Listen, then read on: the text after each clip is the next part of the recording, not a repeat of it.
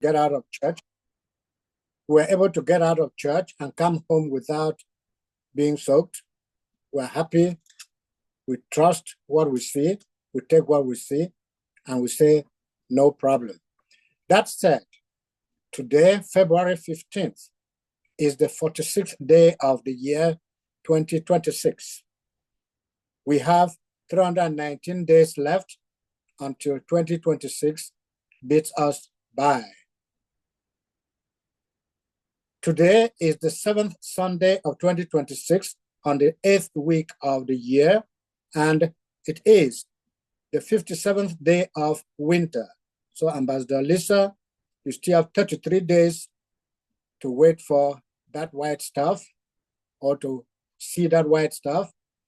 Don't be frightened, it will not be too bad. Did you know that it is Singles Awareness or Appreciation Day today? This can be a humorous holiday to celebrate being single. It is a time to share with single friends, to send each other presents, or even order some flowers for oneself or for a loved one. On this Singles Awareness or Appreciation Day, many people wear green, considering that it is the complementary opposite of red. Another popular option is the absence of color, wear black, symbolizing an absence of celebration. Mandy Haley tells us, quote, single is no longer a lack of options, but a choice to refuse to let your life be defined by your relationship status, but to live ever happily and let your ever after work itself out, end of quote. Whatever we may think, being single has nothing to do with being left-handed, the topic of our discussion this Sunday. Yes, single attitudes don't matter, but being left-handed is something that worries some parents, worries some children, worries some schools or people in schools, and people think that being left-handed is something. So what is single-handedness in child growth and development all about is the topic we're handling this afternoon or this evening, depending on your part of the world. Experts tell us that approximately 10% of people in the world are left-handed, a trait linked to unique brain structures, creativity, and certain advantages in sports and problem solving. We will leave that to our main guest in today's discussion because she is fit for it. She's prepared for it. So here is the chair of Africa Online Media Corporation, Her Highness Reverend Palm, to usher in, welcome, and introduce that guest and the rest of us to today's discussion. Reverend Palm, over to you. Thank you so much, Nia Song. And it looks like you ate a lot of chocolates last night. And polished plantains, isn't that the Bangwa staple? You are glowing, even though your head is a bit cut off. So on behalf of Africa Online Media Corporation, I really want to appreciate you, Nia Song. We've been doing this for 10 years next month. We only missed one show when all three of us were indisposed. So that is faithfulness for something that we are just trying to raise awareness about issues that affect our people and seek solutions to those issues and hopefully make progress. Let me apologize. I'm not sure why I was having technical difficulties. I tried to start the stream. Ambassador Lisa, I wasn't sure if you saw the YouTube, but when I went back to YouTube, it wasn't on. So I think we missed the first few seconds, but no problem. I'm also recording it. I want to appreciate you, my beautiful sister, Ambassador Lisa, for your faithfulness. Our beauty queen, Dr. Crosslin, you are, it looks like I just appreciated Ambassador Lisa and I don't know what happened to her image. Okay, there she goes. I thought she took off. But so Ambassador Lisa, did you want me to appreciate you in my dialect? Or in Ugandan, is it Swahili? They speak there. I don't know how to speak that. But Dr. Crosslin, you are welcome. You are a regular contributor. Our sister who has been missing in action, Dr. Mata, you are welcome. I think you are across the Atlantic. And I see General Muti. I think this is your first time on behalf of Africa Online Media Corporation. I want to welcome you. And to all our viewers, those who are watching live on YouTube, those who are going to watch on Facebook, and those who are going to watch before the rapture, you're welcome to this program. And to our beautiful, intelligent, amazing sister and special guest today. This is her first time on Africa Online, but it will not be her last time, Dr. Bernadette Kilo. Ladies and gentlemen, perk up your ears. Your life will not remain the same after this 90 minutes. This is our airtime, so if we need to extend it a little bit, we will. But get ready. I recently met this young brain box just a couple of weeks ago, and I had a meeting with her last week. I'm like, you know what? This topic came up. I said, you have to be on this program. She changed her schedule around to be here, to share her experience, personal experience and professional experience on this topic. This is a topic that we have never discussed on this program. So I am really, really excited. Dr. Kilo, I would like for you to take a moment and introduce yourself to our viewers, because this is the first time coming on this program. And then we'll hand back over to the anchors. I mentioned earlier, this show is unscripted. So I want you to be warmly welcome. This is home. It's your first time, but it will not be your last time. You have a lot of, you are a walking archive of information, and we would like for you to be part of this program. Not just today, we are here every Sunday, come rain, come shine. Even during the pandemic, we were here. So the mic is yours, Dr. Kilo. Absolutely. Thank you so much. And if you can't hear me, please just raise your hand, because I am typically very soft-spoken. That's okay. Now, when it comes to introducing myself, that is usually the hardest thing for me to do, because I wear too many hats. I'm not sure which one to pull out and show up at the front and which one to leave back. And so it is my pleasure being here today for sure.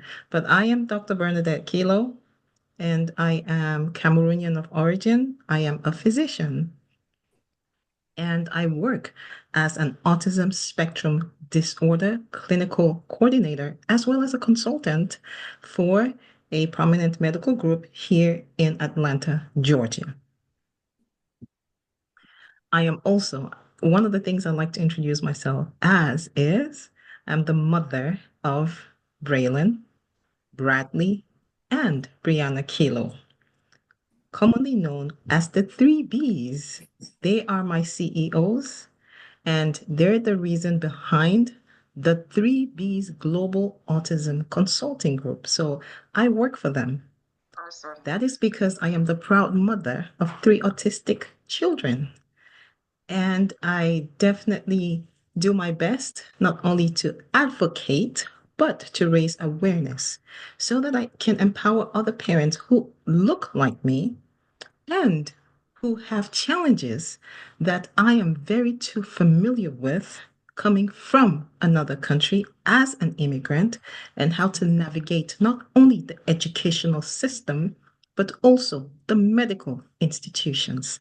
And so those are some of the common challenges, but also the stigma that comes with it, and understanding what truly autism spectrum disorder is. So that's the hat. And I wear that, as well as all the other things I do locally. And when I say locally, that is nationally within the US. I do raise awareness and do consultancy in the US, as well as internationally, Nigeria, Ghana, and Cameroon. I think that will briefly sum it up for me. Thank you. Yeah, that is just a tip of the iceberg, but with time, she's going to put her information in the chat box if you want to read about her. You'll be able to read up on her. Ambassador Lisa, I'm going to go to you, but I'm telling you, this topic today, our sister is going to blow our mind away. And Dr. Kilo, by the way, after working with Ambassador Lisa for 100 years on this program, I just found out last Sunday that she's left-handed. I did not know that. So, Ambassador Lisa, I'm going to hand the mic over to you. Thank you, Reverend Pam. Dr. Kilo, it's such an honor to meet you. Uh, I know we're supposed to be talking about left-handedness and what parents need to know about developing or having children with left-handedness. As Reverend Pam said, I'm left-handed, been left-handed since birth. Fortunately, I would say fortunately, I was born here in the United States, as opposed to being born in Africa, where they forced the children, where they popped the children, where they caned the children for reaching with their left hand and forcing them to be right-handed. I happen to have been in Nigeria, and I was giving out gifts to the children, and the children were approaching me, and some of them were reaching with their left hand, and the teacher started caning them. I had to stop what I was doing and tell my host, I said, if another teacher pops another child, we are going to have a fight. And I asked the teacher, said, tell me why you are popping these children. Well, they're reaching with their left-handed. I said, let me ask you a couple questions. I said, do you have clean running water outside? Yes. I said, are the children washing their hands before they eat? Yeah. I said, then why are you forcing them to use their left hand when they're no longer using their left hand to take care of their personal hygiene needs? And they were looking at me like, they couldn't even explain to me why they were still forcing kids in the 21st century to use their right hand when they had clean running water and the left hand was not being used as it was previously. So I want to hear from you. I don't want to start asking questions, but we want to hear from you. What is it about left-handedness? What is that parents should know? As I said earlier in my opening, left-handed people operate from the right side of their brain. So tell us what it is that we should know. What parents, especially our parents on the continent, because this program is not only for those of us in diaspora, it's for those of us that are on the continent as well. So what is it that our parents on the continent, especially the teachers, they need to know about children who are already born left-handed? When I was growing up, was that to me? Or to No, our that's guest? for Dr. Kilo. Oh, okay, Dr. Kilo, for you. Absolutely. So I will like to go through a series of things, and then after that, I will just leave it open for a back and forth discussion and any questions, if that is okay with the For team. Sure. Okay. So first of all, let me thank everyone who has tuned in and who is watching for taking the time to be here today. We are here to talk about a subject that's very common, but yet is often misunderstood, which is left-handedness. Now, many of us grew up hearing things like, use your right hand. That left hand is dirty, it's sinful, it's disrespectful. And also, we also grew up hearing that if you write with your left hand, you will have problems. Wow. Some of us were corrected gently. Some were corrected harshly. And some of us still carry emotional memories from that experience. Today's discussion is not about blaming parents or culture. It is about understanding what science has known and how we can raise healthy, confident children while still respecting our cultural values. By the end of this talk, you will understand what left-handedness really is, how it affects child development, the impact of forcing a child to change hands, and what parents should do and not do. And I'm not going to limit this to parents, but also educators and community leaders. And these community leaders will also include our educators and pastors, priests, as well as some doctors.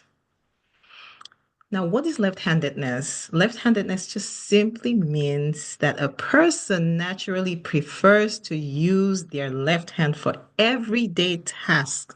I want to reiterate, everyday task, such as writing, eating, just throwing or playing, and brushing their teeth. About 10 to 12% of the population worldwide are left-handed. That means that in every church, in every classroom, and in every family, you're likely to find a left-handed child. Some important facts to remember is that left-handedness, it's natural. That's a natural variation.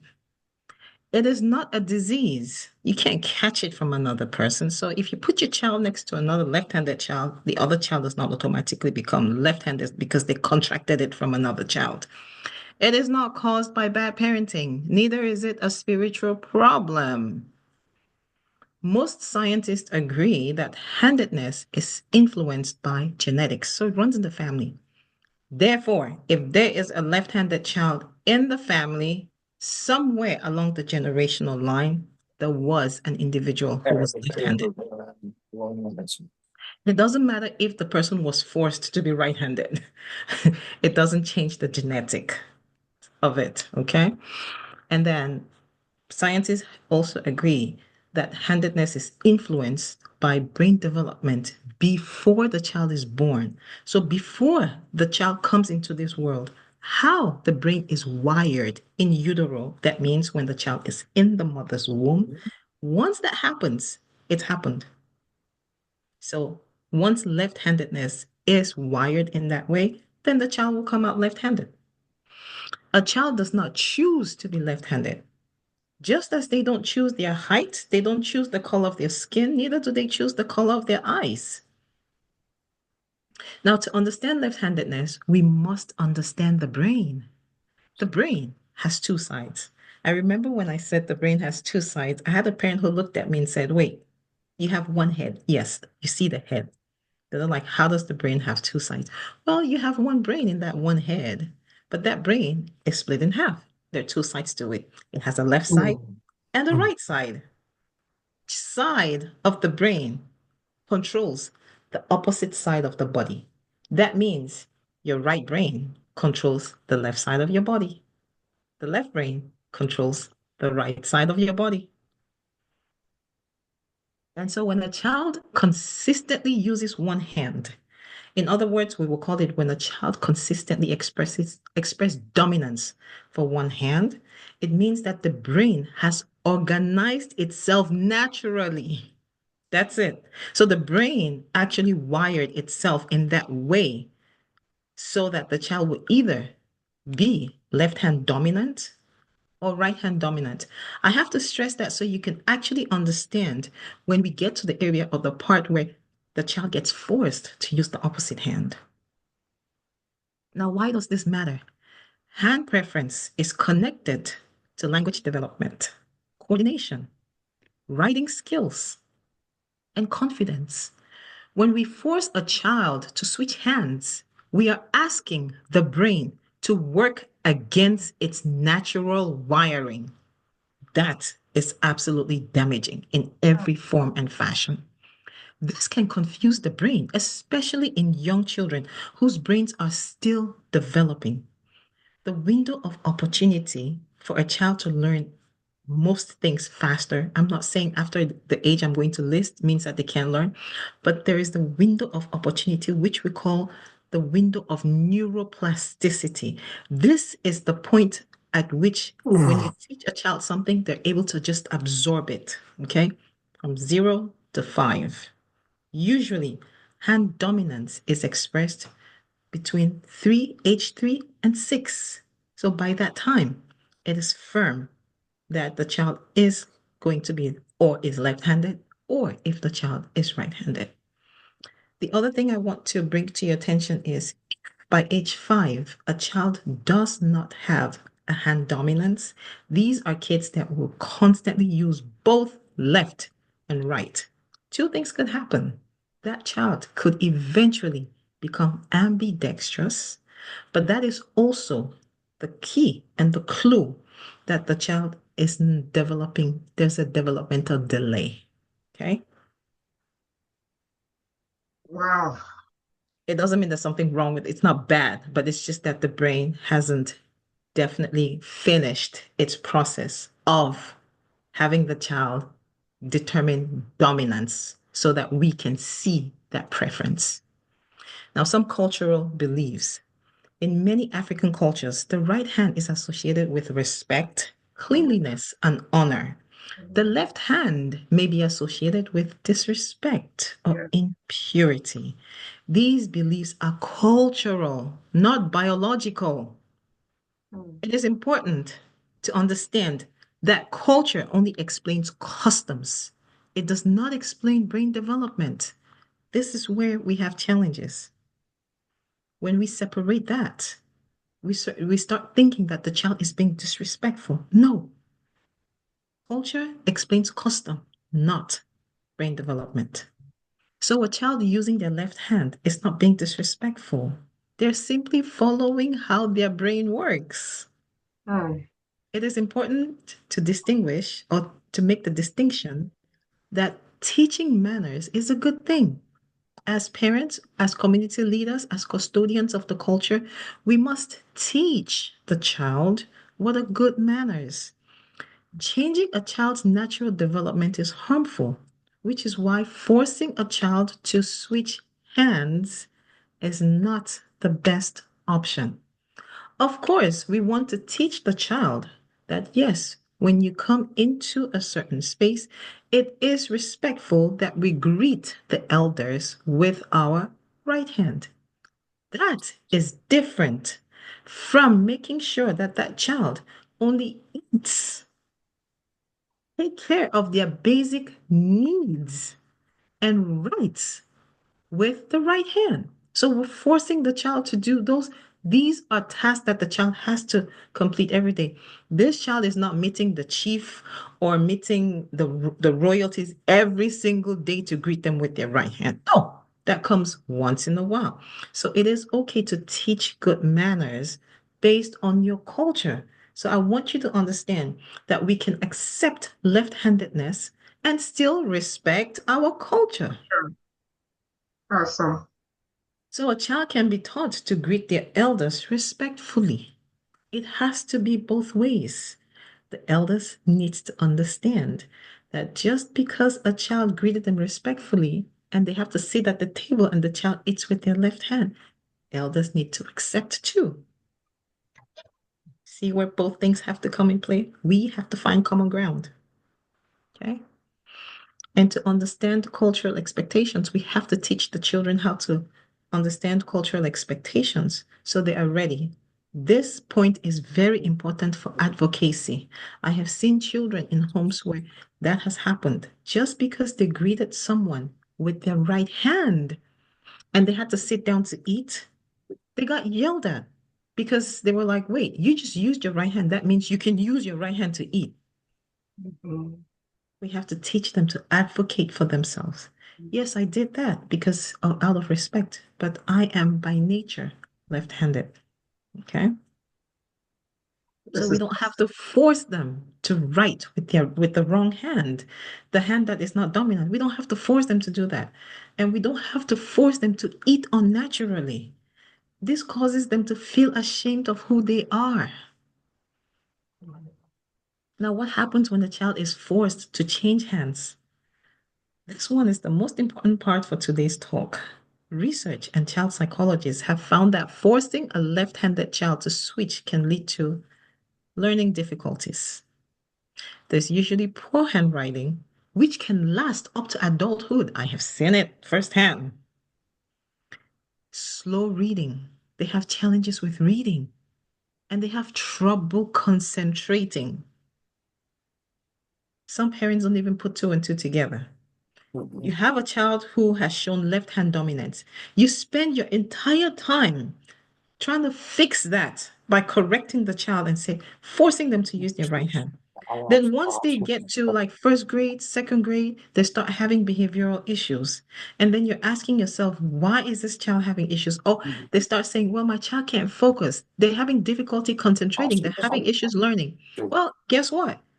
They slap on a diagnosis of learning difficulties or learning disorder. And then they eventually get to medicate the child. You see how you are causing a snowballing of events here when we do that? I hope this resonates to a certain extent.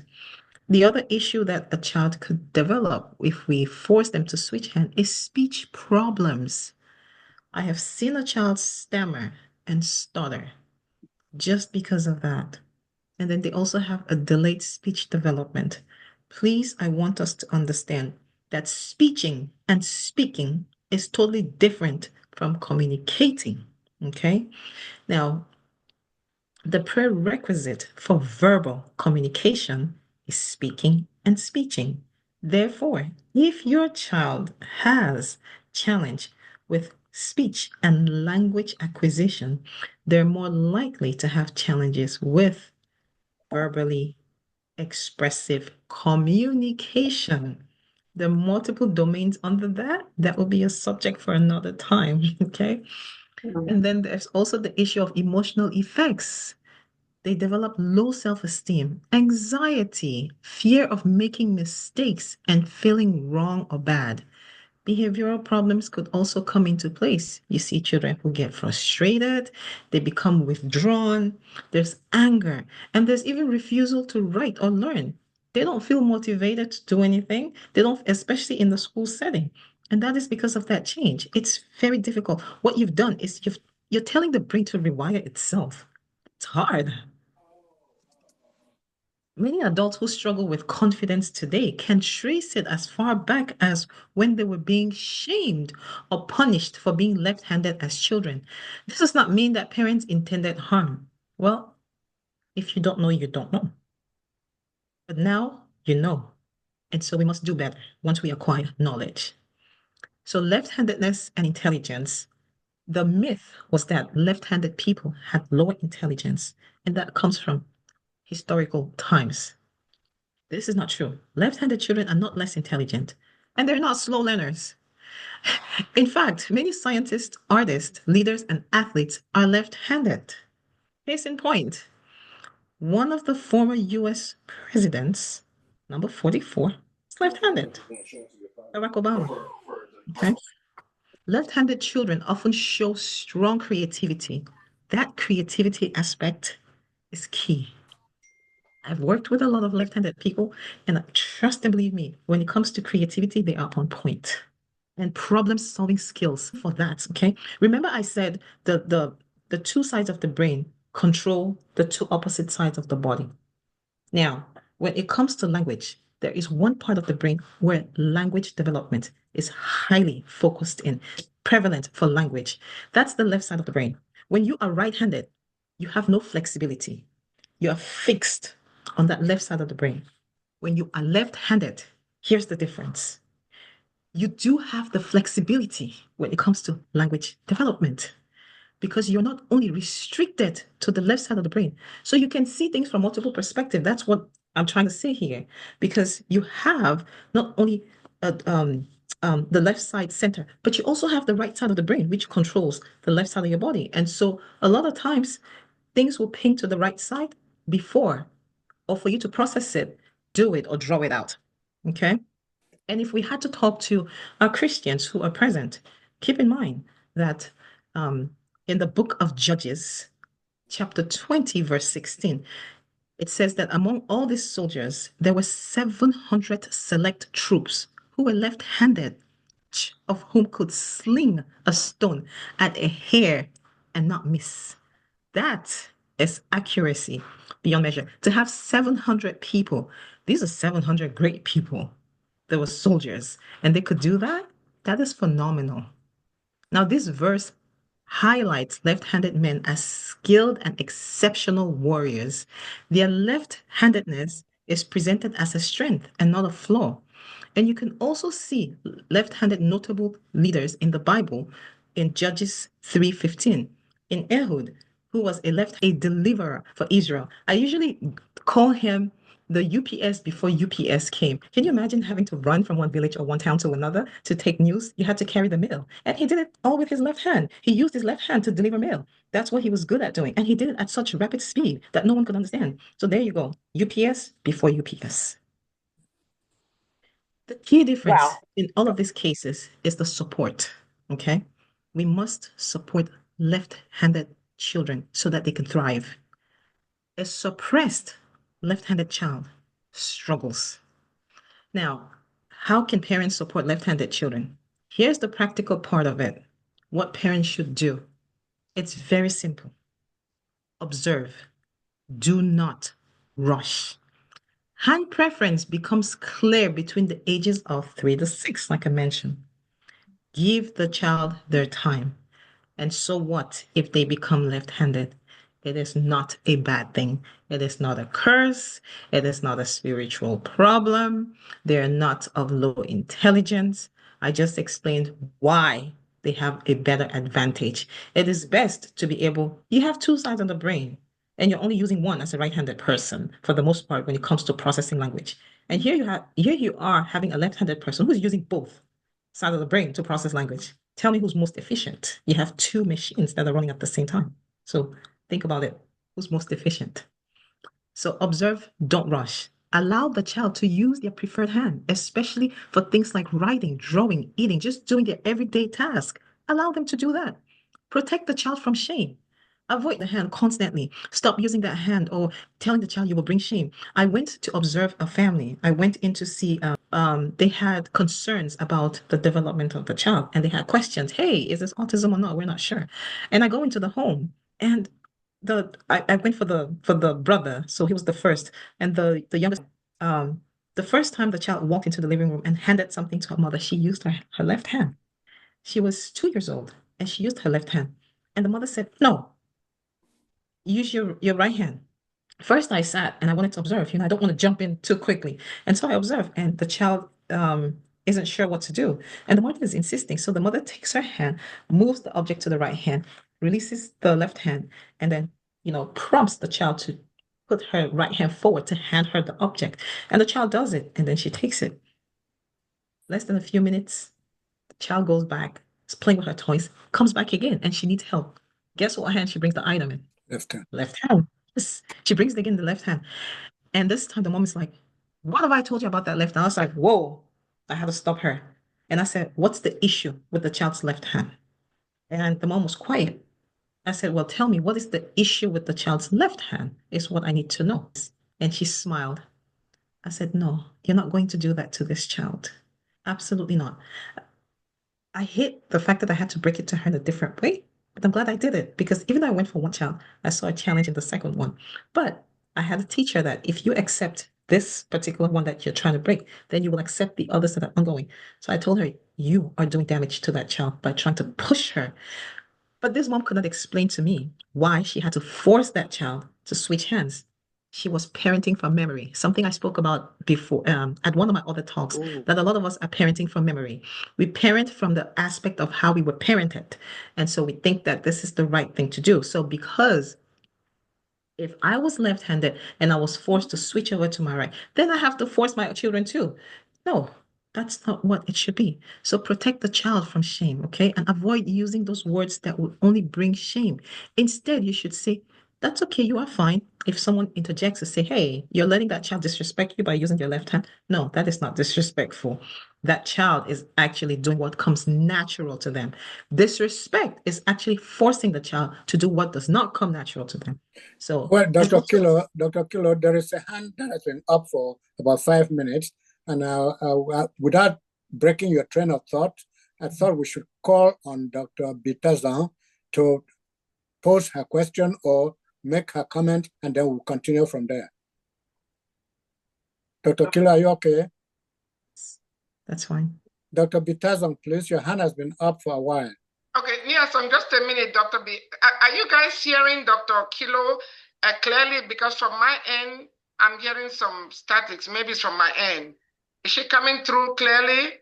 Yes, she is coming through clearly. Okay, then it's my computer. All right, no problem. Yeah. So, Dr. Bitazan, unmute and ask your question or you make your comment. Yes, I just wanted to ask a question. I'll comment later on. But Dr. Kilo, thank you so much for just talking about these special children.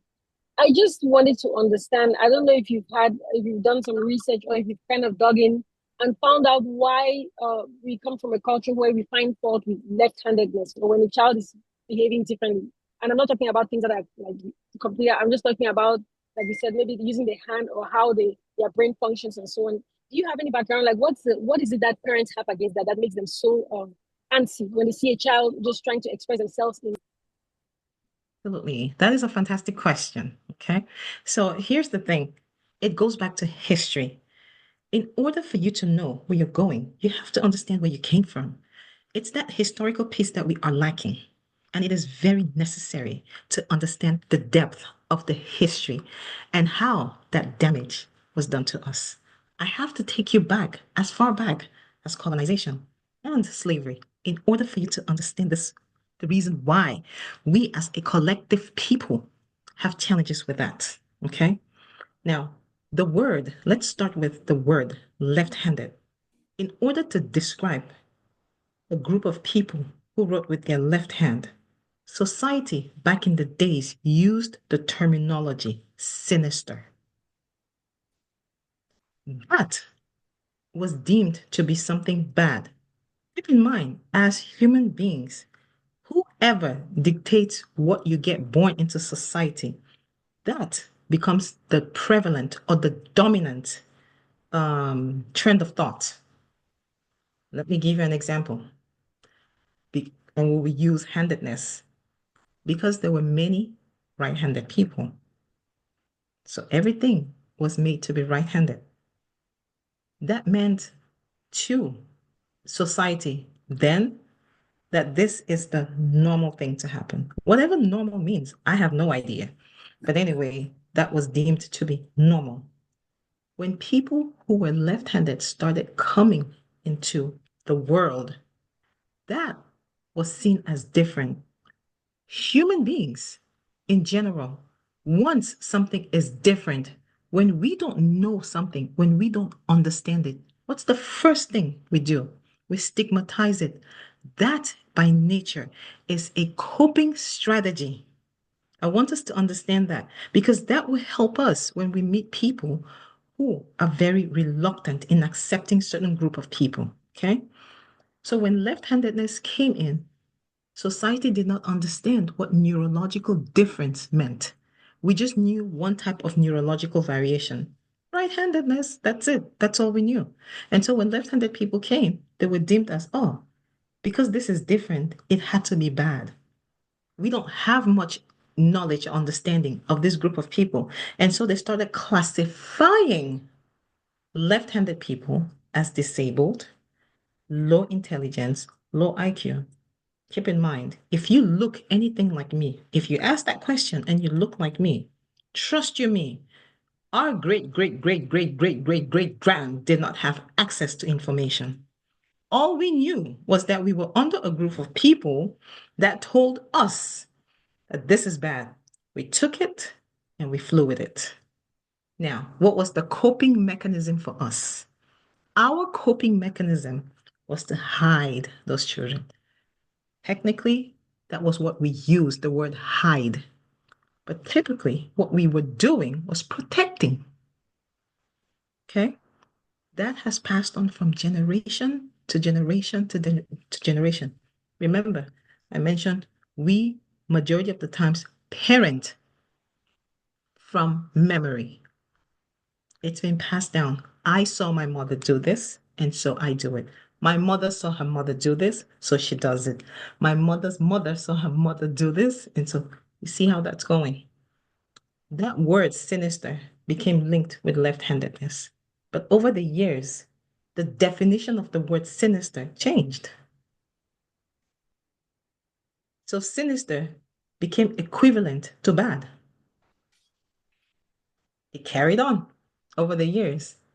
But the true meaning of why that word came was to describe someone who was left-handedness. You see how things got lost in translation? Did that answer your question? Yes, yes. Thank you so much, Dr. Taylor. Appreciate it. You're most welcome. So make sure when we're speaking to children who are left-handedness, we need to tell them that God made them this way and it's okay. We're all different. We all have a neurological difference. Every one of us, we're not wired the same.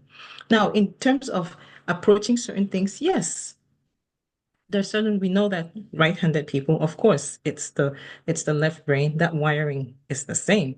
But of course, there's certain areas that of how we do things, it's going to be different. Okay. Explain to the child that left-handedness is not something that they need to be ashamed of. Talk to the teachers, talk to the caregivers. They should not have to force the child to change hands. No.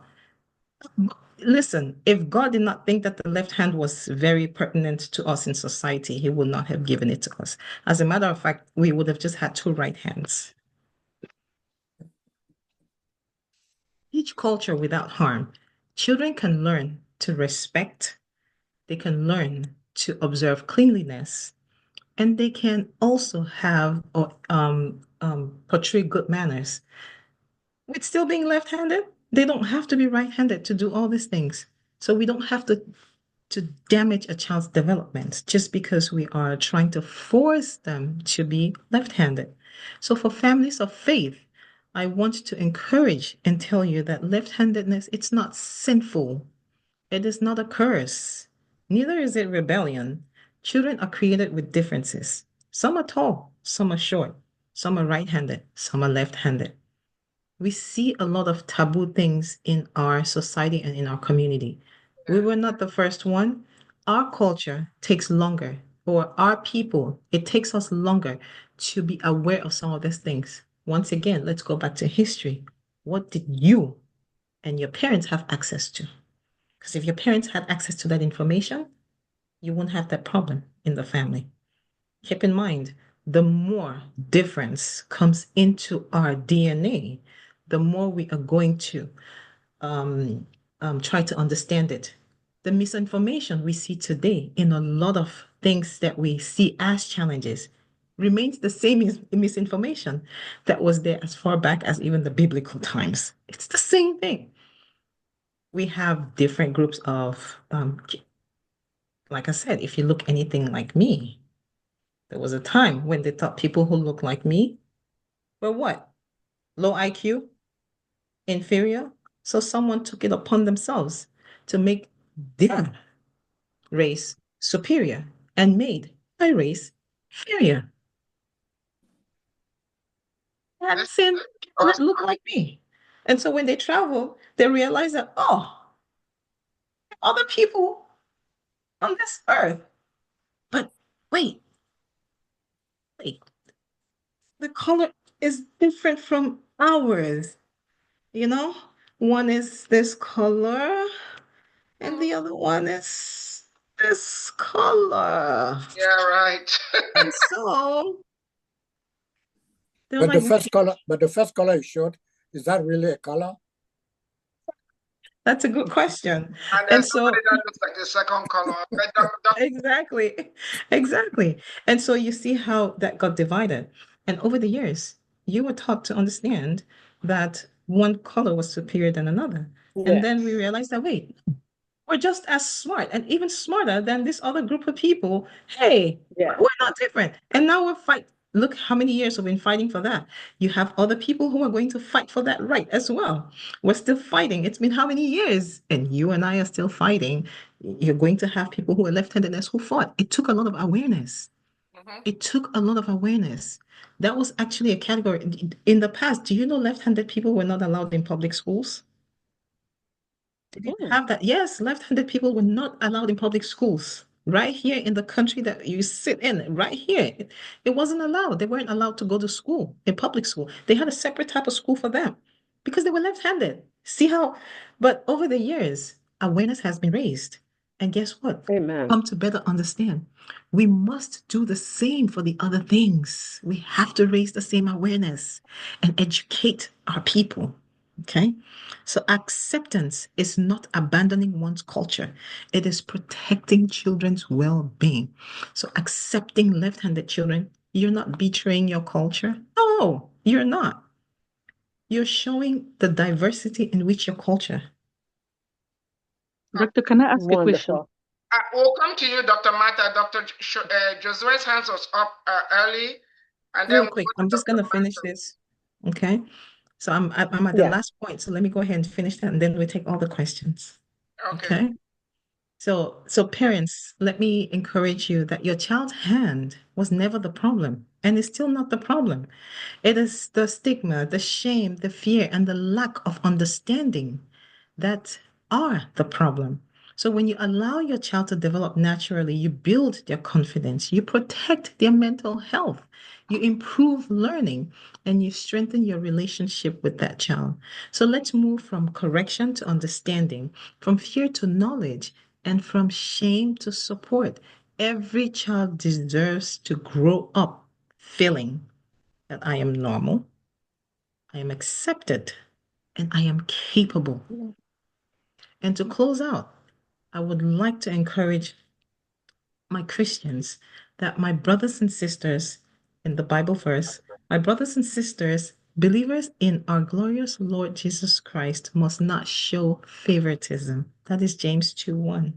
So if you ever feel different, this is to anyone who feels different in any form or fashion. And that's because you have been told and made to feel that way.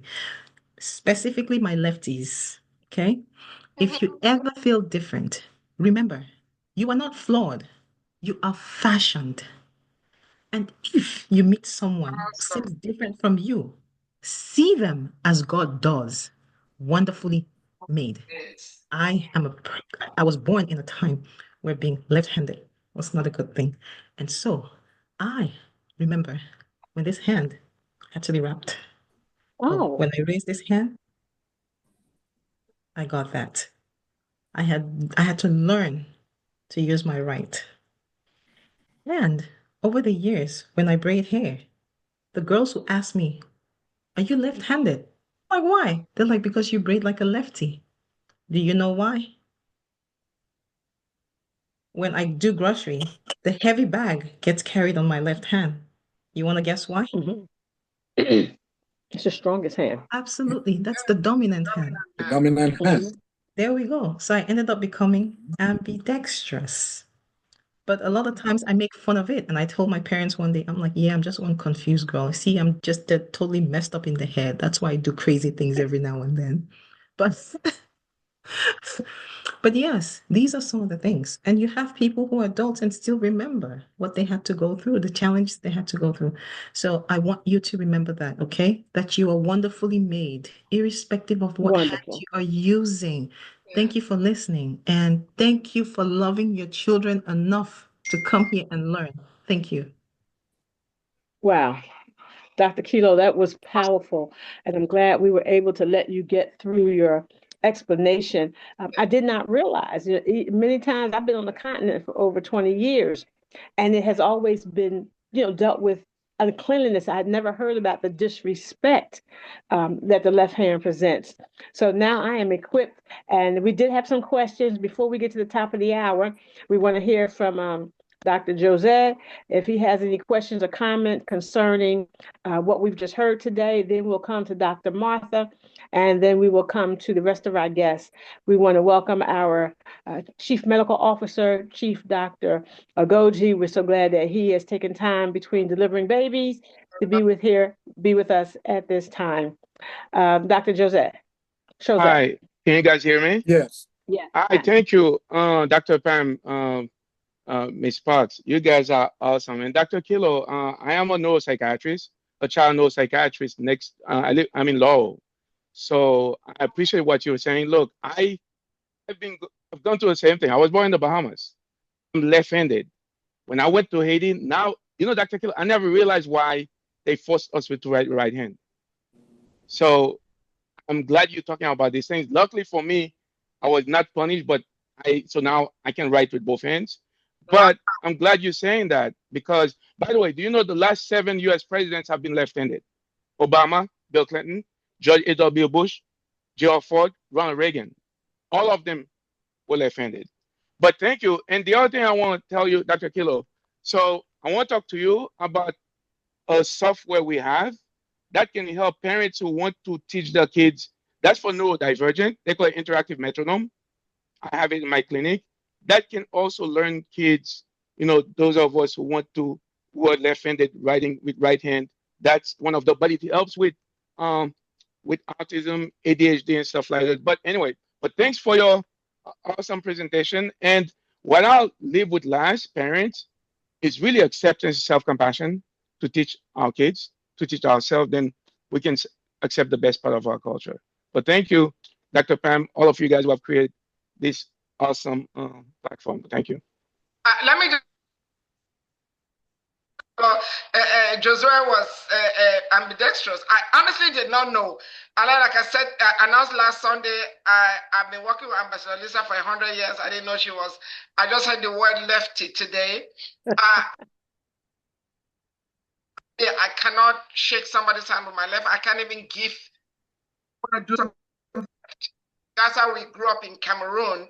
Dr. Jose, I'm going to put you in touch with Dr. Kilo, just so you know, both of you are going to be on the same panel in Accra.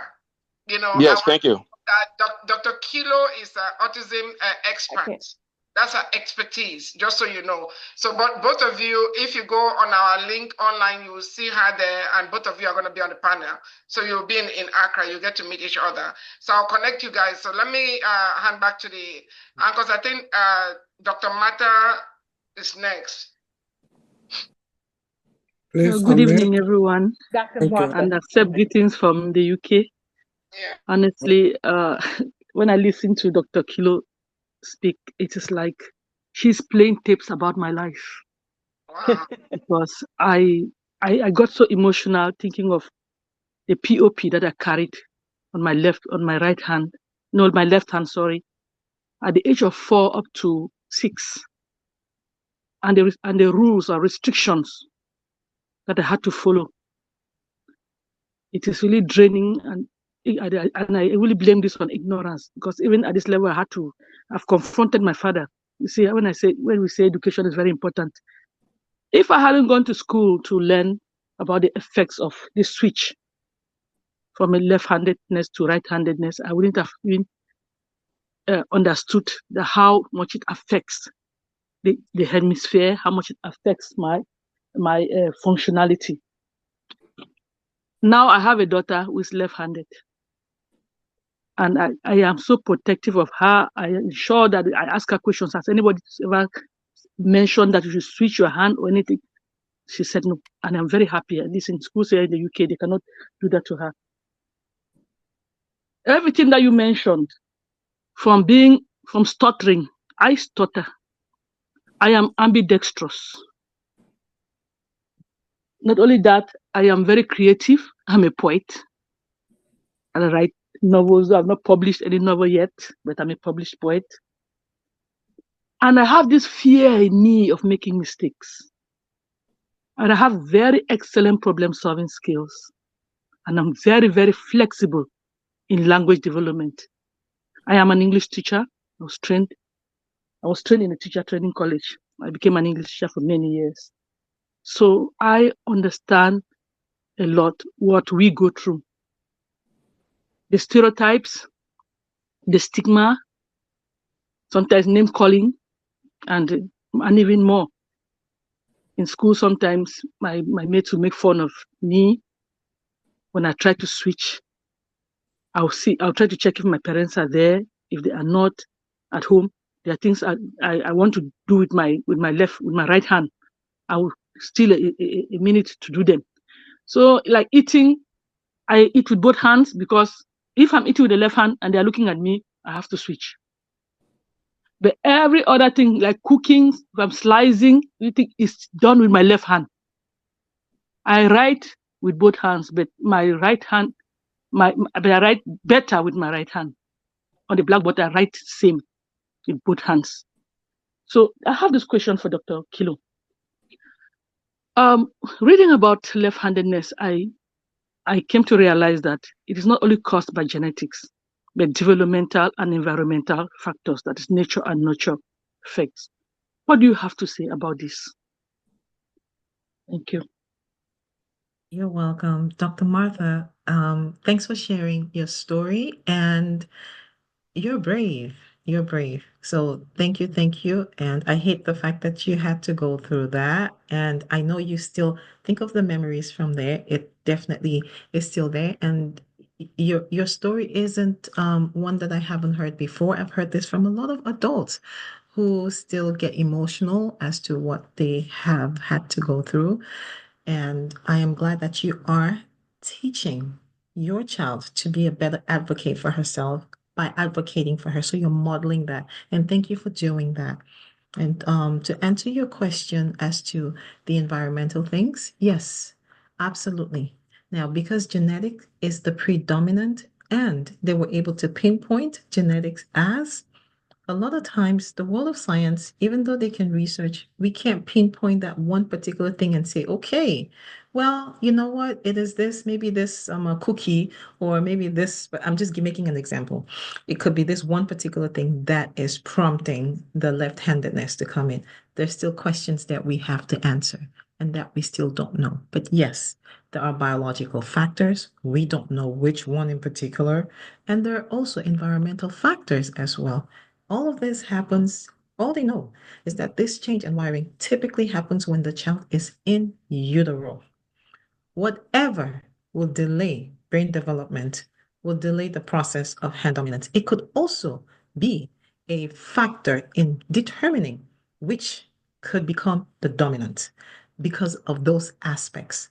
But to pinpoint specifically, I know for sure that genetics remains the primary one that has been focused on. Okay, I hope that answered the question. Thank you. Yeah, before we go on the break, I see Dr. Bitazon's hand is up again. I know she has had an opportunity, but I think it must be a pressing question. Oh, okay. All right. Apparently, we're going to have the anthem before we No, she can ask a question while I'm trying to bring the anthem. And then Dr. Tazon, we have too many doctors on this line. Dr. Kilo will respond to it. Dr. Kilo, that's a good problem. Dr. Kilo will respond to it when we come. So she can ask the question while I'm trying Dr. Bitazon, ask your question while we prepare the anthem. Okay. I actually was going to make a comment just as a follow-up to the question I asked. I just wanted to throw it out there because I think it's something that, because we have been forced to get out of the environment in which we grew up, and we've been forced to adjust to a lot of things, we have also been forced to change our mindsets about a lot of things. And it's reminding me now, I think I'm speaking for a lot of people that have grown up in a lot of the African context. We are generally taught not to ask too many questions, just to be obedient, and obedience is very important. But I think it's really important to ask questions. There's a reason why we should ask questions. I think that's part of what has stifled our growth as a people. If somebody that doesn't ask questions is not curious. Curiosity yields a lot of answers. I think a lot of times we have a lot of things in our minds about what we think is right and what is wrong, or what is good and what is bad. Or we've inherited all these ideas and we don't even know the source of the ideas. Some of them are driven by fear, some of them are driven by poverty, some are driven by shame, and so many other things that are not even justifiable. And so I am teaching myself and I'm requesting other people to be open to asking questions and to be open to answering questions. If you're doing something, you should be able to explain why you're doing it. Say, okay, I learned it from my parents, but I always ask my parents, like, why were they doing this, by the way? Because I have trouble understanding why it's being done. So now if I see something and I'm like, this doesn't really make a lot of sense, the first question I want to ask is, why are we doing this? What is the purpose of this? How does it enhance our existence as human beings? How does it allow us to blossom as human beings? And I think that we should be open to answering those questions to other people, and we should be open to asking those questions at all times. Because sometimes it helps us identify bad habits that we've copied from generations, habits that are completely unreasonable and maybe even ridiculous. But we keep handing them down, and then we use them to enforce things on people that don't make any sense. So I think in asking those questions, we get answers, and it helps to guide us in which way we should go. If you realize that, well, my great-grandmother was doing this because she didn't have enough money to buy this, and now God has blessed you and you have resources, why are you continuing to do the same thing? Absolutely no reason. Or because they were ashamed, why are you ashamed? And I think we need to be clear about what is shameful and what is not. Shameful is when you're doing things that are out of line, things that are inappropriate, things that are harmful or hurtful to yourself or to other humans, things that violate your human dignity. But just to be ashamed of who you are as a person, and I have to deal with that even in my clinic with my patients, just about skin color, about illnesses and so on. People come in and I'm like, do you know you didn't even have a choice here? You didn't even choose who your parents were. You didn't choose what nation you were going to be born in. So those things that I had no say in, I refuse to be ashamed. If somebody is upset about it, that is their problem, not mine, because I did not have any choices in this matter, and you did not either. And I think we need to start learning to differentiate those things. Yeah, there are things that are inappropriate. We should be ashamed of those because we are violating other people's and our own well-being. But things that are just natural phenomena, natural variations of the human being, we need to start encouraging people, stop being so afraid, stop being so ashamed. What are you protecting? You did not determine this. This is something that happened to you and you have to deal with it. And I think it helps us to not only grow, but to also learn to accept other people and to help them become better people. Because like you said, when you stifle somebody's natural abilities, you stifle their own area of gifting. And that's why I'm asking, for example, Africans and Black people, we are very talented, but sometimes we don't even express it because we have hidden so much of our stuff. We don't have enough artists. We don't have enough, and the ones that have it, people make fun of them. If I have a child who wants to be an artist right now, my whole thing is, I want you to be the best artist in the world. I want you to be a Van Gogh. Because why is there that kind of Van Gogh and why don't we have one? Do you think they have a better brain than us or better skill set? No. We are stifling our children because we feel like, oh, this is not glorious enough. It's not going to make enough money and it's not going to do this. It's not going to bring enough of that. When that person, if they excel in their area of gifting, they will be able to rake in more than the average person will ever do. So I think we should start asking questions. We should start pushing for explanations of why things are being done the way they are, especially when they don't really make sense or when they're really taking away from people's natural abilities. And we should start personally encouraging and allowing people to express themselves, again, as long as it's within the limits of human integrity. Because I know sometimes people like to push that far out there. So as long as it's within the limits of human integrity and again, respecting our bodies, our lives, ourselves, and our gifting, we should stop being afraid, ashamed, or letting other people determine how we look at ourselves or how we express our giftings. Thank you, Dr. Bitazan. I think the anthem is ready to go now. We'll be right back, please. Yeah, Miss Kimberly, we'll get to you when we come back. We're playing our anthem. Ambassador Lisa, you want to say anything before we play the anthem? No, I was just going to tell the rest of our viewers that after the anthem, we will come back. And if you have a question or comment that you'd like to ask our guests, to please put your virtual hand up so we can see it and be prepared to come in with your comment. Thank you. Yeah, and everybody will get a chance to speak. It's our airtime, so nobody's kicking off the air. Oh, Africa. Oh no, Africans for Africa, Africans for Africa, Africans for Africa, Africans Did it stop playing? Africans for Africa, Africans No, it stopped. It's still on my end. Africans have many bright ideas. Yes, I can. Okay, that should be me then. If only you let us share. If you really want to know my history, please come, sit down, listen to my story. God gave us a wisdom. He guides our footsteps, makes us shine and transform. Hey, as one people, with so many cultures, yet indeed we are one. Stand up, Africans, let's save Africa. Let us all unite behind Africa Online Media Corporation. Stand up, Africans, let's save Africa. It's time to come together, promote awareness, progress, and solution. Hey, Africans for Africa, Africans for Africa, Africans for Africa. All Africans can rally for a common cause, to believe without judgment in what our brother does, to identify and resolve our challenges, to allow each other's ideas without regard to standards, as one people with so many cultures. Yes, indeed, we are one. Stand up, Africans, for Africa. Let us all begging our continent. Stand up, Africans. Let's save Africa. Let us empower Africans in and out of Africa. Stand up, Africans, for Africa.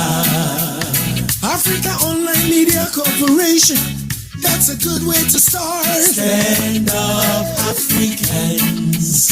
Let's save Africa. They have all the resources we need to benefit our society. Oh.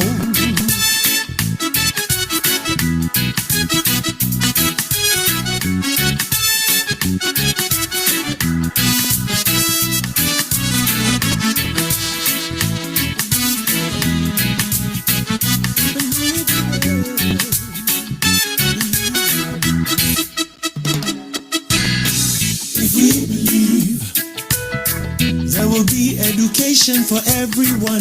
If we believe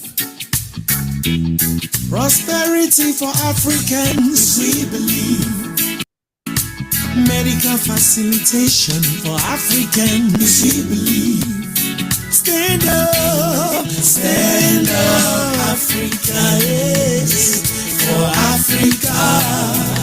Africa Online Media Corporation, that's a good way to start. Stand up, Africans. Let's save Africa. Africa is the cradle of civilization, the motherland. Stand up, Africans, for Africa. We were enslaved not because we were weak, but because of our hospitality. Stand up, Africans. Let's save Africa. Jump on the Africa Online Miracle Jet. Don't be left behind. Stand up, Africans, for Africa. Together we shall succeed. Together we will win. Stand up, Africans. Let's save Africa. We are writing our own story, the truth, and we shall tell it to the world. Stand up, Africans, for Africa. No more lies. Africans own Africa. No more lies. Africans own Africa. That is our anthem, written by our very own CEO, Her Royal Highness, Reverend Dr. Pam. And we own full rights to this song, and it is ours. We can play it as much as we want, whenever we want, and we don't have to worry about copyright infringement. Nia-san, Reverend Pam, what is the topic for next week? Yes, that's Ambassador Lisa's favorite song in the whole wide world. Next week, Miss Kimberly, we're going to come to you right after the announcement. Next week, we are going to be discussing Black Health Matters. It's the last Sunday of the month. For the last 10 years, we have discussed a medical topic every last Sunday of the month.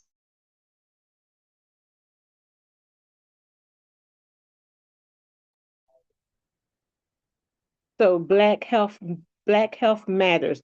I'm sure we will have our Chief Medical Officer, Chief Dr. Agoji, on. I can't see what's going on over there because I'm on my phone, but I'm sure we will have some experts on, and we will be talking about Black Health Matters. And in the way of announcement, you guys hear me, Ambassador Lisa? No, we keep losing you. Okay, well, I'm sorry. So yeah, I don't know what it is, but I need a new laptop. But real quick, like I said, we're not limiting it to high blood pressure, diabetes, high cholesterol. You know, our people can stay away from fried chicken. Ambassador Lisa, I don't know if you eat the skin of a fried chicken or not. I don't, but you know, so we're gonna talk any Black health matter. So Dr. Goji can talk about babies, deliveries, whatever. Dr. Bitazon can talk about dermatology, lifestyle medicine, whatever she wants. Dr. Jose. Oh, by the way, Dr. Jose, Dr. Plasticity. As soon as I thought about you, you know. Yes. So look, I want to talk about how do we wire, like Dr. Kilo was saying. Everything we're saying here is that how do we wire the brain? Guys, we have the science. We have to science how to create positive habit behaviors. It's not easy to do, but we know how to do. We have the science. So That's why I'll be contributing. Awesome. What environment and how do we form habits and behaviors to maintain our health, our wealth, in our community? But thank you. Thank you. So next Sunday, we are discussing Black Health Matters. So Ambassador Lisa Ania Song, Sister Kimberly had her hand up, and I will go on mute because my computer is misbehaving. Thank you. Okay, we're back talking about left-handedness and what parents need to know as far as child development is concerned. And Sister Kim, welcome from upstate New York. Your question and or comment.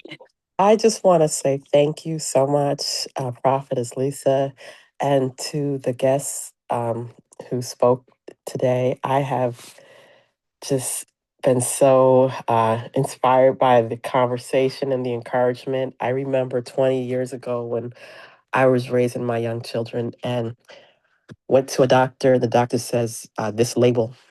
And then I sought help, and I had a lot of family members who thought that I was making the wrong decision by getting help for my children. And I just look back, I always remember the scripture, Genesis 50, where it says, it was meant to harm you, but God meant it for your good. And so I look back now. I never told my children that I believed in. When you have children, you see their gifts very early on, and you just cultivate and nurture those gifts, regardless of what anyone says. And when my children walk through the doors of MIT or Stanford, I can say, well, that the guilt sort of goes away because he has to go catch a baby. Dr. Goji, we're glad to see you. Cannot hear me? Okay, interesting. Now we can hear you.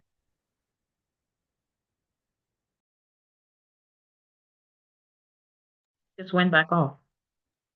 Now we can hear you. Okay, I don't know what's going on. We can hear you, Dr. Goji. Dr. Can you hear me now? We can hear you. Okay, good. You can hear me very well? Yes. Okay. So talk about left-handedness. Well, all I know is that in Africa, when growing up, it was found out. We try to make people change from left to right-handed. But in my culture, the problem is not just changing. We only focus about greetings, shaking someone with the right hand, and offering people things with your right hand. That's what is found out. And then plus eating too. So eating, greeting, and offering stuff with right hand, where the people found out it, but otherwise, right to your left hand is not found out. Doing stuff at the house with left hand is not found out. So that's I still have an attitude today, but they have to make him to grip people with your right hand, make it to eat with his right hand, and make him to offer people things with the right hand. So I don't know if why you should force people to write with their right hand. No, I think you should write with what makes you comfortable. After all, one of my other siblings fractured his right hand as a young man. He had learned how to write with his left hand. It became an advantage that he uses both hands equally.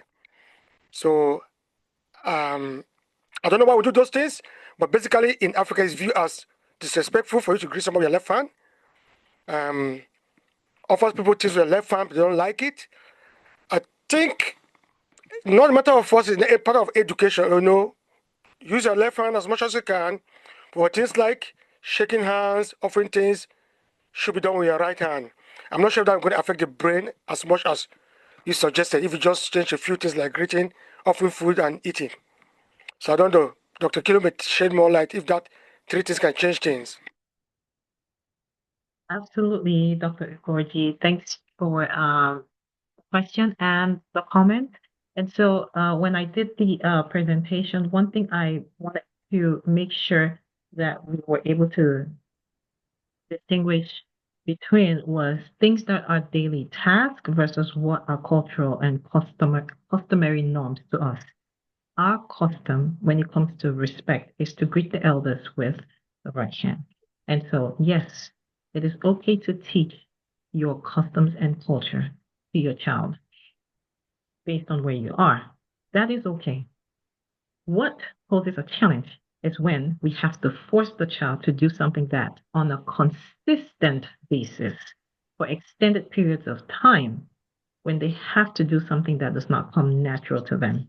Yes, breathing with the right may not be something that will come natural in the beginning, but yes, when we slightly correct them, and once again, we're going back to customs and tradition and culture, then we can do that. But from what I understand, unless you're constantly having,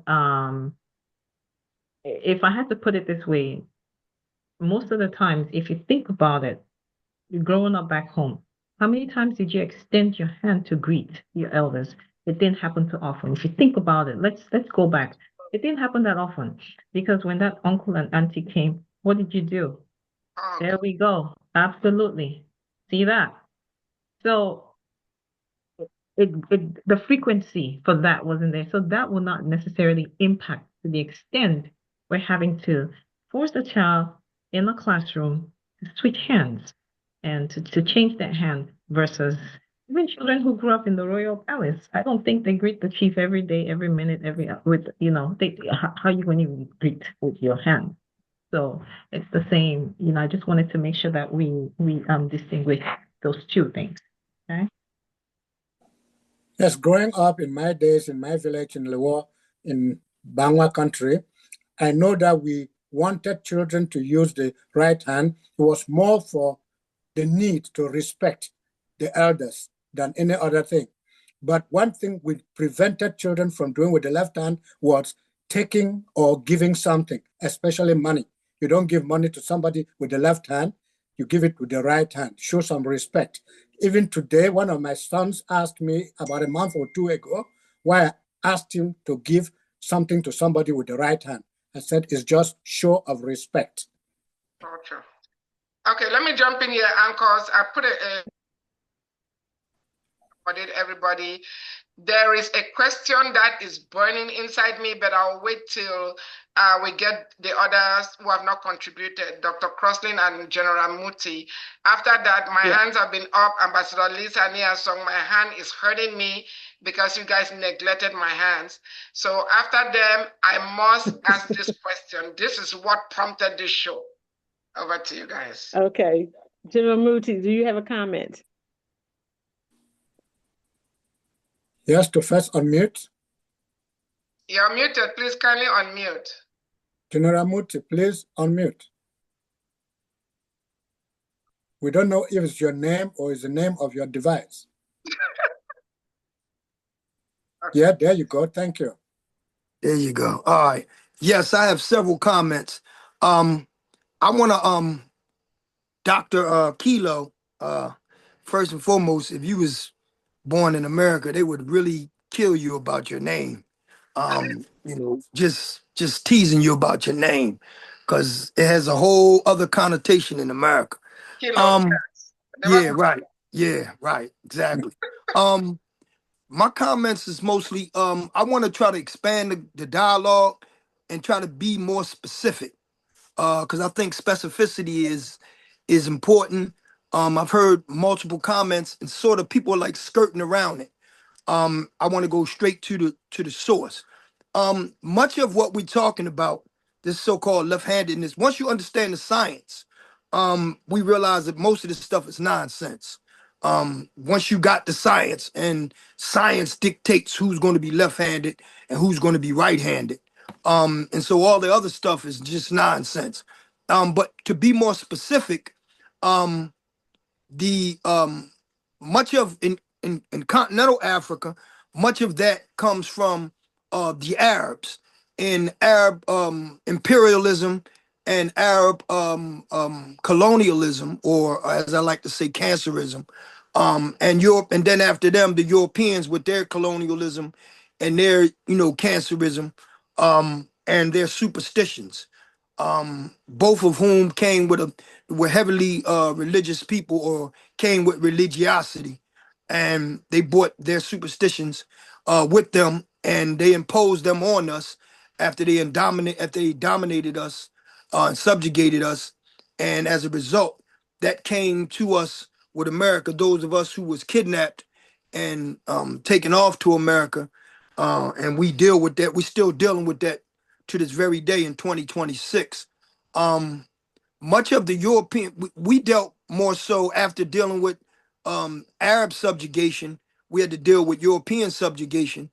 And for Europeans, if you study the so-called Dark Ages, in the Dark Ages, they were so superstitious that they thought that left-handedness was wickedness.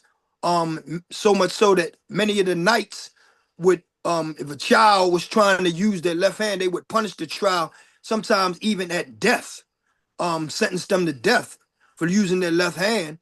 And most of them in Europe, they were untrusting of one another, so that when they shook hands, the so-called custom of shaking hands came from Europeans because they didn't trust each other. And most of them fought with their right hands. So if they shook hands, they know the person couldn't take their sword and chop their head off. But it was foolish again, because the assumption is that you can't use your left hand to have a dagger and kill somebody with the left hand. So clearly we see that there was, if for lack of a better word, one brain-sidedness, because they really wasn't thinking, but they was just thinking with one side of their brain, and it didn't allow them to be balanced in brain and mind. For me, growing up personally, my mother had 9 children. Her first child, her oldest child, was left-handed. And my mother, being the dynamic woman that she was, she learned very quick what not to do and what to do, irrespective of what this white supremacist society in which we live in was telling her. She made mistakes by forcing her first child to write with her right hand and punished the child, my sister Cynthia. But then after that, she said, oh, that didn't work. And so 3 children later, she had another left-handed child. She let them be left-handed. And then another child later, she had another left-handed child. She let them be left-handed. So she learned pretty quick what works and what doesn't work. So for some of us, we understand it. And I probably caught some of that because I'm ambidextrous simply because I trained myself to be so. Because I've always taken the position that there was nothing wrong with left-handedness. For me, particularly as it translates into sports, a person that can dribble with both hands is better than somebody that can dribble with one hand. Or a person that can... one thing we haven't talked about is left-footedness too, because a lot of times that happens as well. A person, their dominant foot is the left foot or the right foot. And so I've trained myself to be both. And I do it constantly. And the ultimate compliment somebody gave me one time on the basketball court was, cut off his left hand. He's only left-handed. And they don't know how big they made my head swell up when they say that, because that's all I was working to do, is use my left hand proficiently, and at the same time not really knowing, I gave myself a balanced mind. So I just think that when we have this discussion, we need to be specific about the devastating effect of Arab and European colonialism and imperialism, and how, because we wound up under their domination, our cultures had, through the process of acculturation, had alien cultures superimposed in them, and many of them had these real vicious superstitions, and we picked those superstitions up. It's only those of us who engaged in Sankofa, that is, go back and fetch it, who knew how we was living before we came into contact with them, that we stopped doing these things, because these things are not healthy for us, especially when we know the science, and we've always been a people of science. Wow. Thank you so much, Janamuti. Let me just piggyback to something you said, Janamuti, before the anchors go to the next person. When you talked about left-footedness, that has never crossed my mind, even when we're talking about this show. I see Dr. Ogoji shaking his head, but what that brings to mind, I don't know how many of you watched the African Nations Cup. The 26-year-old that scored the goal, a goal that was clearly a goal, used his left foot and scored that goal and gave Senegal the cup. That's what came to my mind when you said that. So I just wanted to mention that before we go to Dr. Crossley. Excellent. So Dr. Crossley, okay. So, Sure. So I just want to thank you, Her Excellency, Dr. Pam Fomenong, for this platform. I want to thank Prophetess Lisa for always being here and coming up with great ideas, and to Professor Niasan for always having a daily inspirational of what's going on around the world for the Sundays that we are on, and to the global audience. And respectfully to our keynote speaker, Dr. K, that's what I will call her. Kilo. Yeah, it's okay. I want to say hello to Dr. Joshua, the brain doctor. And I'm glad that he and Dr. K will be working together to help children. And to Dr. Goji, have you delivered any babies since last week? He's muted. Yes. Almost every week I deliver 1 or 2 babies, almost every week. Just teach them to be ambidextrous. Yes. Don't teach them anything. Good for you.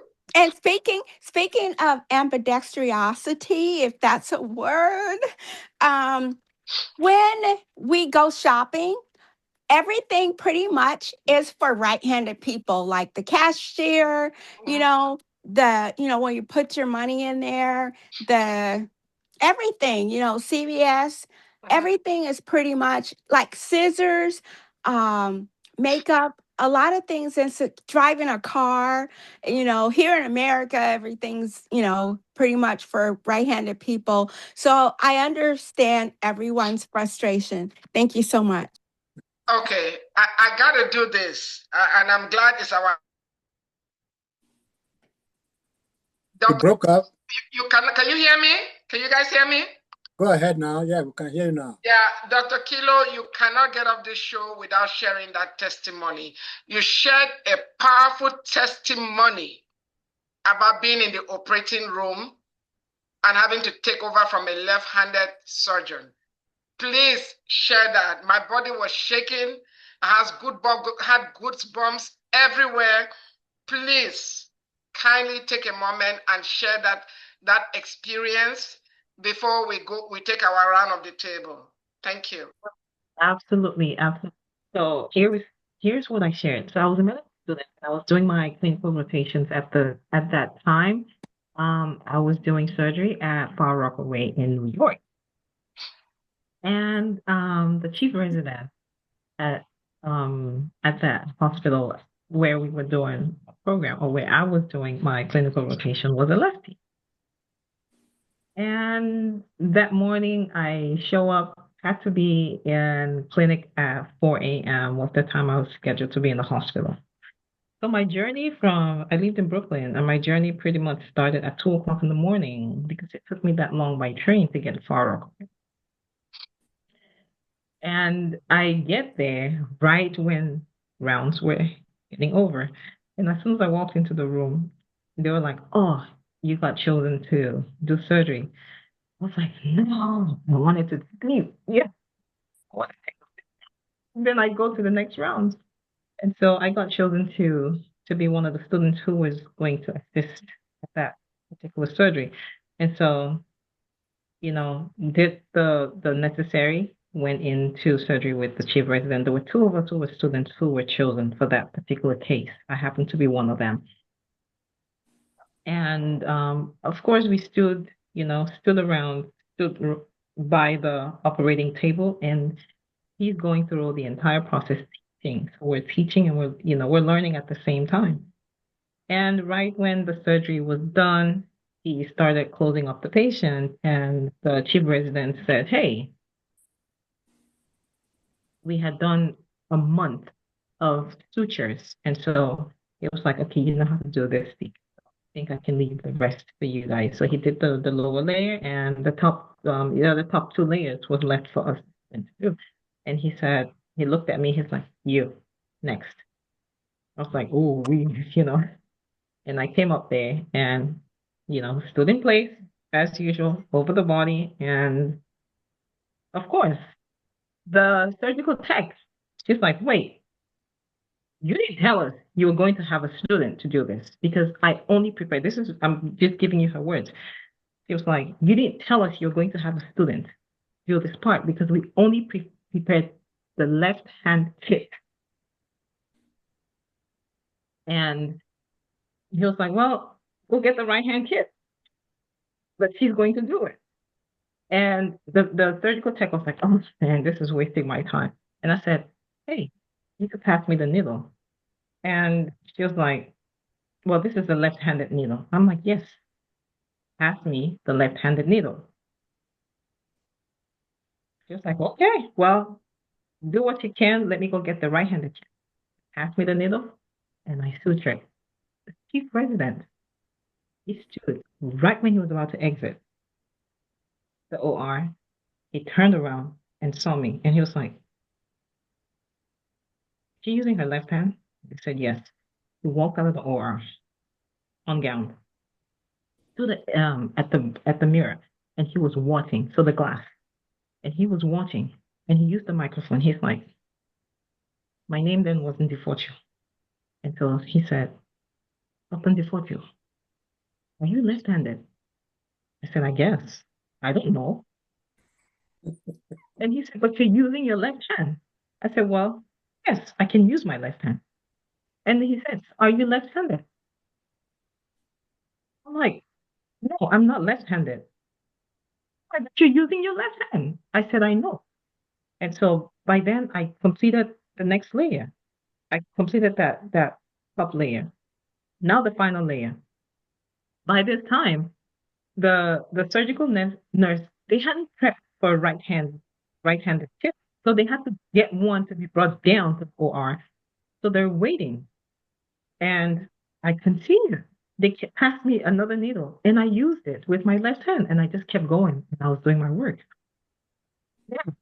They brought the right hand kit, kept the needle, handed it to me.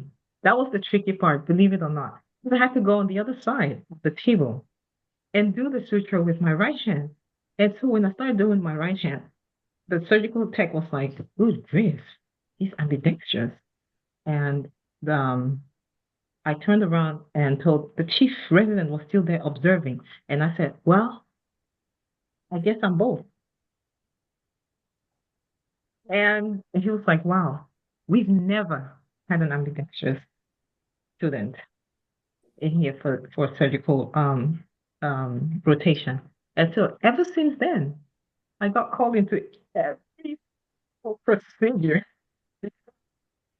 No matter what kit was thrown into that room, I can use either one. But Dr. Kilo, this did not happen by accident. There was your story growing up that prepared you for that moment in the OR. Can you take a moment and share that? Yeah. So keep in mind, being left hand dominant, they had to wrap the left hand, okay? And so I had to learn to use my right hand. That was the only way I was going to be accepted to go back to that primary school, was because they had to wrap the left one since I constantly used it for everything. And that was not acceptable. And so during that process, I learned to use the right. But every now and then, of course, in certain things which I didn't pay attention to, I would use my left hand, unbeknownst to me. I went to secondary school, in boarding school, and I carried my bucket, the most part, with my left hand. But then, because of what I knew was being wrong with left, I would switch it to my right hand and go up the hill with it because it was just reflex. Because you get yelled at, so you just know, oh, got to do it the right way. And so that definitely built that skill for me without me knowing that I was actually training myself to become ambidextrous. And that carried on over the years. And it came in handy at that moment when I had to be in surgery. And I used my left hand. I started with the lefty kit and was able to switch to the right and did phenomenal with it. And it also happened one day when I was taking down notes in class. I had my two classmates next. and I was writing with my right hand. And it got so tired because my right hand, the pen was pressed so hard on here that it hurt. So I had to change hands. And I didn't even think about it. It just came from nowhere. And I turned my book over and and I started writing. And my two classmates next to me, they're like, the one on the left looked at me, he started laughing. He's like, "You're left-handed?" I'm like, "I don't know." And he's like, "But you're using your left hand. You're writing." I said, "Well, I guess." Like, I'm just writing. He's like, "But you're using your left hand." And I'm like, "Well, I guess that's what it is." And so that's what I used. And I wrote with my left hand. So I actually wrote a note at work, one with my left hand, and I repeated the exact same statement. I wrote it with my right hand. I took it to my coworkers and I showed them. I told them to tell me which one was the left hand and which one was the right hand. All three of them picked my left hand. They labeled it as my right hand, and I asked them why. Because they said the left hand writing was very neat, and it was legible. My right hand writing, I need OT for that. Okay, it's a scratch. I can scratch. Wow. And so when I write at work, when I have to fill out notes, and if I have to handwrite it, everything has to be in caps if you're going to be able to read it. Because if it's not in caps, you can't read it. Wow. Awesome. Thank you so much, Dr. Kilo. And here, song, we need to take a round. We extended the show. But that testimony was so powerful, that story, because you were born left-handed. And we're hoping that parents would learn a lot from this show. So Nia Song, let's hand over to you for the last round. Yes, please. Dr. Crosslane, I always pick on you first. So please unmute and give us your last word. Oh, please. yes. So again, thank you so much, Dr. Pam Fomenong, for this platform, Ambassador Prophetess Lisa, and to you, Professor Niasan, to the keynote speaker, Dr. Goji, Dr. Joshua, and all the other doctors, and to the global audience, and to myself. Thank you all for being here today. And I eat with both hands, left and right. Dr. Joshua, please, can you unmute and give us your last word? Thank you for everyone, Dr. Kilo. I need to get in touch with you. Let me tell you guys, so I was listening, I was doing things with both hands, but what I want to hope that what we're talking about, when I was doing residency, I had an epiphany, and I said, we need brain science research centers for behavior in the African countries. That's what I'm hoping we can do, because yes, we learn neurology, we learn the technical aspect of medicine, but I'm hoping one of the things I think why Haiti and Africa is not further along is because we need brain science research centers to teach us about behavior, all these things that we're talking about. It would be good to have neuroscience research centers where everyone can come, because but thank you. I'm appreciative. I'm always amazed, and I'm in awe with Black women. Okay, you guys can do great things, and that's why I will do anything, because if you guys do well, then I'll do well too. But thank you guys. Thank you very much. Okay? Thank you very much. Dr. Ogochi, did he disappear? Did he go into the theater to give birth to some newborn? No, Dr. Ogochi is not at the hospital. Dr. Ogochi, please kindly unmute yourself. Yes. Dr. Ogochi, please, your last word. Maybe you should go to Dr. B before coming back to him. Okay, Dr. Ogochi, Dr. B. yourself. Dr. B, your last word before we go back to Dr. Ogochi. Dr. B is not there either. Oh, no. Hello. Okay, there she is. Yeah, thank you. Yes, no, I just wanted to say this was such a wonderful session. Thank you, Dr. Kilo. Thank you, every single person on the panel. It's just wonderful to learn and to grow and to just come into our own, because we have been waiting for other people to bring us to a realization of ourselves, and it's about time. And so thank you to Africa's Brain Bank and Africa Online for making this happen. I hope that we'll continue to do even more things. Nobody's coming to our rescue. We've got to do it ourselves. Sure, we have to. We're coming to 10 years in this practice. So please, Dr. Ogochi, are you on? Yeah, please unmute. Dr. Ogochi, you need to, okay. Well, I really enjoyed the show. I learned about a lot of new things today. especially left foot. I didn't know there's left-footed, So, so every day I come here, I learn something new. And I really appreciate this platform, Reverend Palm and the two anchors, Prophetess and Anyason. Thank you very much, and all the audience. This is a place we come and learn new things. Yes. We educate ourselves. We tell ourselves the basic truth, the raw truth, and Yes. take care of ourselves. So we tell our own story, our own way. That's We right. don't tell our story. Thank you very much. Thank you, everybody. Thank you very much, Prophetess. Ambassador Lisa, please, your turn. Oh no, Dr. Foyabo is on before we go to Ambassador Lisa. Oh, Dr. Foyabo is here. Okay, I didn't see her. Sorry. That's Dr. because Foyabo, you're welcome to the show. Give us your first and last word. yes, indeed. I'm sorry about that. I had another. Okay. I just barely jumped on. Thank you, the entire African Online team. You are the best. Just getting the best to us.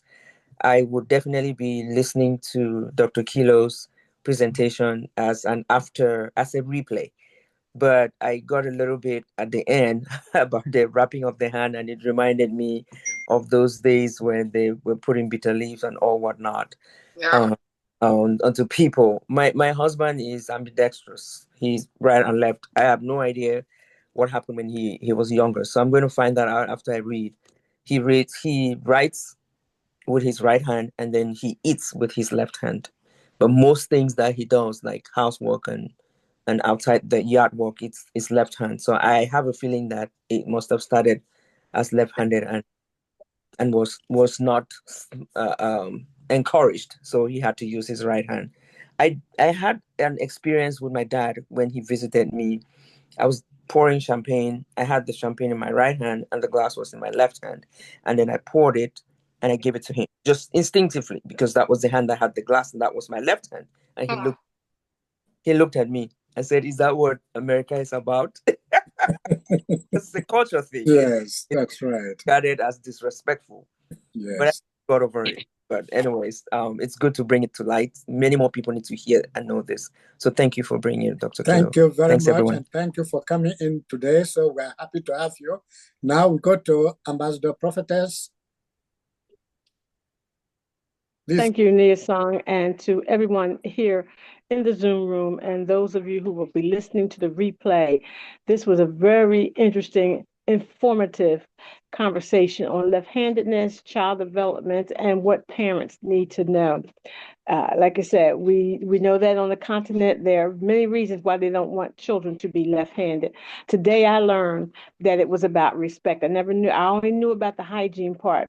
But I'm so grateful for our speaker, Dr. Kilo, and to everyone who joined us today. Listen, Africa Online is here every Sunday from 4 to 5:30 Eastern Standard Time. So if you're watching on YouTube or you're watching on our Facebook, we want you to like and subscribe to our pages, and then join us here every Sunday for a variety of topics that benefit those on the continent and those of us here in the diaspora. I am your co-host, Prophetess Lisa Parks. To you, Nia Song. Thank you very much. Your Highness, I think you take your turn before I take my turn and call on Dr. Kilo. Agreed. Dr. Kilo, you truly rock. Share your experience and your brains with our people in Accra on the continent, and we are here every Sunday. We discuss different topics. Just pop in anytime. I want to thank all our viewers again. Next month will make us 10 years on the air, and we have transformed lives. We've get any award, but lives have been transformed because of this program. And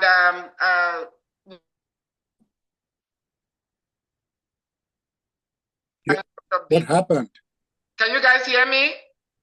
Yeah, you kind of broke up at one point. Go ahead. Nia Song, I don't think I'm the only one who needs a new laptop. I think you need one too. But anyway, thank you so much, Dr. Kilo. We did stream the link with everybody. I also recorded it because there was some technical And we wish everybody, I believe tomorrow is a holiday, a safe holiday, and I hope everybody enjoyed their Valentine's Day. Over to you, Nia. So next week we'll be discussing Black Health Matters. Thank you very much, Dr. Kilo. It has been a great pleasure. And thank you for taking us through that work, through the old times, through the Bible, and into colonization and today's world, because what was very important to me personally was the fact that you were able to get into the Bible, which I did also. And thank you very much for those quotes from Judges and the other book, that James. Yes, thank you very much. And please, whatever it is, your last word before we go. Dr. Kilo. Absolutely. Thank you so much, the entire team. Thank you so much for having me. I definitely look forward to sharing and learning as well, because it is a learning journey for me all the time. There's always something to learn, and I always learn something new that I didn't think of as well. So I am definitely glad to be part of this great team. And one thing I just wanted to add on real quick, just to piggyback on what Josue said, as well as General Muti. And I know you mentioned, this is some for Josue, you mentioned us building, or as a group of people, we need to learn to focus on facilities that promote behavior and how to understand the different behaviors that are being exhibited. Let me remind us as a people that we definitely don't need to learn to do those things. We were trained and we were forced to unlearn the things that came natural to us during colonization. I say this because from working in my field of expertise, what I learned was that the older generation seemed more equipped to address neurodivergent children. It was the generation that came after, which included my parents, that had challenges. And that is because by then they had been brainwashed from the whitewashing. And so that knowledge, what we have to do is go back to our old ways. So we have to unlearn and relearn. That's true. There's a reason why elders, according to our culture, we're the custodians of that culture. We have to go back to the elders. We have to sit down with them if we're going to implement things that are culturally relevant. We learned medicine. The textbook that I read and the textbook which some of you read in medical school only served one group of people. Colonizers. And so we're more likely to miss things and mislabel things in another group of people. So we have to relearn all of that in order to help our people thrive. Thank you so much for having me. Thank you very much. And I will be calling on the chair of Africa Online Media Corporation to bring back Dr. Kilo so that we can talk on the other cap that she's wearing, autism. Please let us see when we can schedule that. Thank you very much. And everyone, happy President's Day, and enjoy the time, no matter how cold or hot it is in your part of the world. Thank you very much, and bye for now. Thank you very much, and be safe.